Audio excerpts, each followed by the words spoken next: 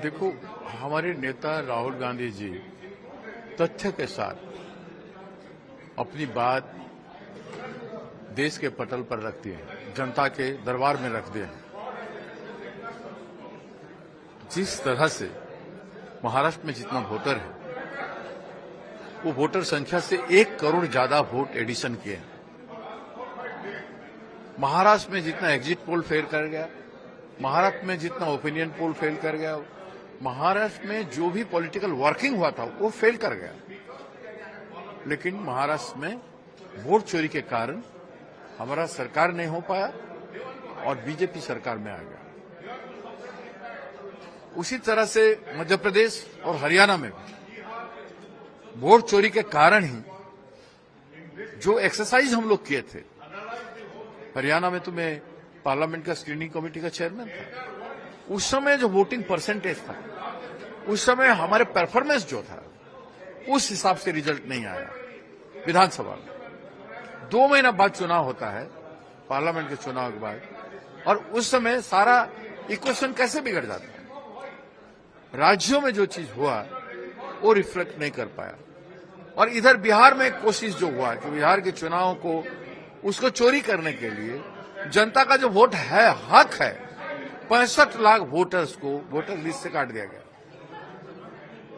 Congress party मांग रहा है, राहुल जी हमारे नेता मांग रहे हैं, भाई हमको डिजिटल डाटा दो। आप डिजिटल डाटा दे नहीं रहे हो।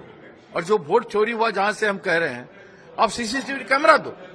जैसे हमारे उड़ीसा में शाम की पिछले चुनाव में शाम की 5 बजे से लेकर 9 बजे तक वोटिंग परसेंटेज में 22 लाख वोट ऐड हो गए। 21 पार्लियामेंट में, एक विधानसभा में 2-2 लाख वोट ऐड हो गए। इसी तरह से बीजेपी को 20 संसद सदस्य जीत गए बीजेपी के। कैसे हो सकता है? इधर 51 संसद सदस्य विधानसभा के विधायक जीते हैं बीजेडी पार्टी के, हमारा 14 है। लेकिन 51 जीतने वाले को, हमको 14 वाले 1 एमपी जीते हैं। कि कोरापुट ऐसे क्षेत्र है, अब 1-2 लाख चोरी के बाद भी वो कांग्रेस बेसिन है, तो वहां पर हमें हरा नहीं पाए हमको। लेकिन बाकी जगह सब पे हम हारे। हम कह नहीं, बीजेडी कम से कम जीतना चाहिए था।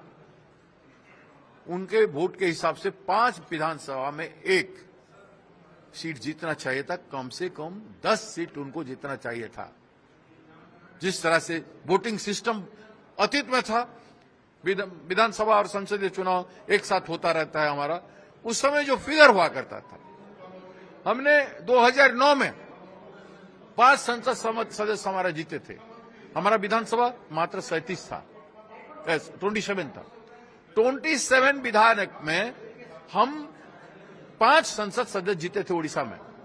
तो बीजेडी का 51 सीट जीतने के समय वो 1 भी सीट कैसे नहीं हुआ? ये वोट चोरी नहीं तो क्या है? ये 42 लाख वोट चोरी का है। इसमें एडीआर केस भी क्या है, कोर्ट में केस भी क्या है, चल रहा है। तो ये सच्चाई है। तो ये जो बात है, अगर इस तरह से जो सरकार क्या एंटी इनकम में से नहीं होता है। अभी देख लीजिए, बीजेपी का इस 1 साल में जितना महिलाओं के प्रति शोषण, अत्याचार, दुष्कर्म हो रहा है, इससे लोग विमुख हैं। इसीलिए ओडिशा बंद को व्यापक समर्थन दिए हैं। स्पष्ट होता है, आज के दिन चुनाव होगा तो ये सरकार रहेगा नहीं। लेकिन एंटी इनकम्बेंसी फैक्टर उस तरह से केंद्र की सरकार बीजेपी के 11 साल के सरकार के खिलाफ है, और वो लोग जीतेंगे नहीं। लेकिन वो जनतंत्र को दबोच के, हत्या करके, सब कुछ करके सरकार में बने रहना चाहते हैं। लोकतंत्र को, जनता का वोट का मूल्य को सम्मान नहीं करके, वोट चोरी करके, डकैती करके ये सत्ता में बैठे रहना चाहते हैं। इसीलिए वोट चोरी कर रहे हैं। उनको सत्ता में रहना है, इसलिए वोट चोरी करो। उड़ीसा में वोट चोरी हुआ है। उड़ीसा में भी वोट चोरी हुआ है।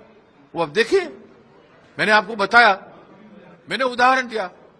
हमारा 27 विधायक में 5 एमपी 2009 में, और अभी 51 विधायक में 1 भी एमपी नहीं बीजेडी का। कैसे हो सकता है? कैसे हो सकता है? हमारा 14 विधायक में 1 एमपी जीत सकता है। आप सुनिए, हमारा एमपी विधायक, हमारा पार्लियामेंट में हमारा विधायक जीते हैं कोरापुट में जितना, एक एमपी इसलिए जीते हैं।